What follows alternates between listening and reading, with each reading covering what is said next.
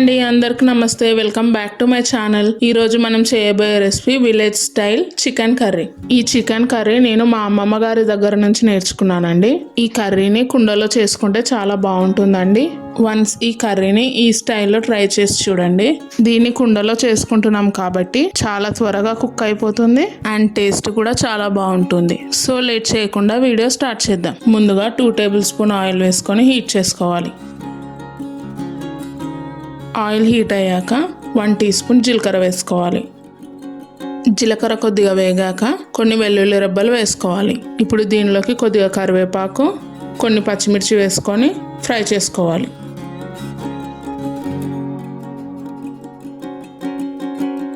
ఇప్పుడు దీనిలో చిన్న మెంతం వేసుకొని మంచి రంగు వచ్చే వరకు ఫ్రై చేసుకోవాలి.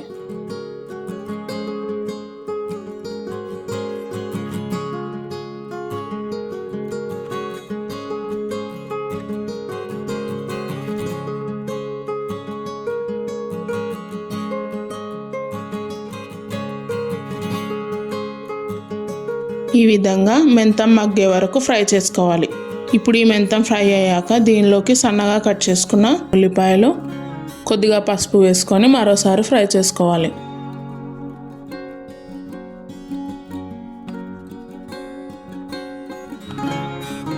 ఇప్పుడు దీనిలో 1 టేబుల్ స్పూన్ అల్లం వెల్లుల్లి పేస్ట్ వేసుకొని పచ్చివాసన పోయే వరకు ఫ్రై చేసుకోవాలి.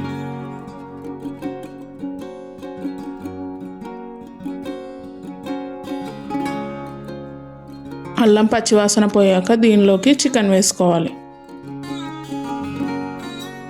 ఇప్పుడు దీన్ని ఒకసారి కలుపుకొని ఒక 2 నిమిషాల పాటు మూత పెట్టుకోవాలి.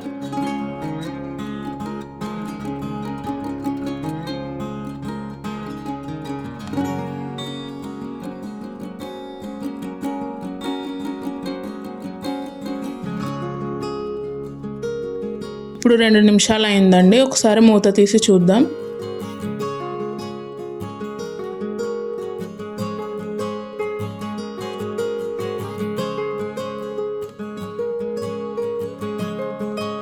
ఇప్పుడు దీనిలోకి సన్నగా కట్ చేసుకున్న టమాటోలు వేసుకొని మరోసారి కలుపుకొని మరో 2 నుంచి 3 నిమిషాల పాటు మూత పెట్టుకోవాలి.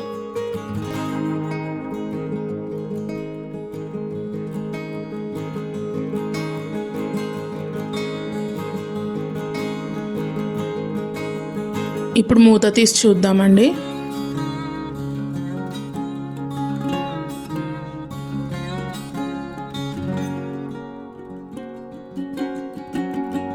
ఇప్పుడు దీనిలో 3 టేబుల్ స్పూన్ కారం వేసుకోవాలి. నేను 1 కేజీ చికెన్కి 3 టేబుల్ స్పూన్ కారం వేస్తున్నానండి. ఇప్పుడు దీనిలో 1 టేబుల్ స్పూన్ ధనియాల పొడి, రుచికి సరిపడా ఉప్పు వేసుకొని మరోసారి కలుపుకోవాలి.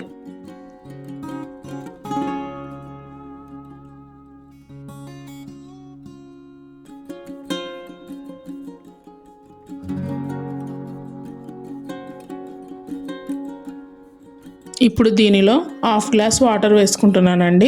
మీకు గ్రేవీ ఎక్కువగా కావాలనుకుంటే మీకు కావాల్సినంత వాటర్ యాడ్ చేసుకోవచ్చు.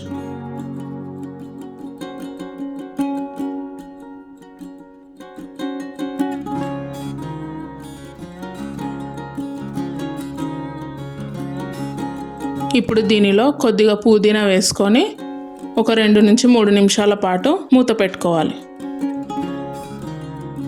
ఇప్పుడు మూత తీసుకొని చూద్దామండి. పైకి ఈ విధంగా నూనె తేలే వరకు ఈ విధంగా కుక్ చేసుకుంటే సరిపోతుంది. ఇప్పుడు దీనిలో 1/2 టీ స్పూన్ గరం మసాలా వేసుకోవాలి.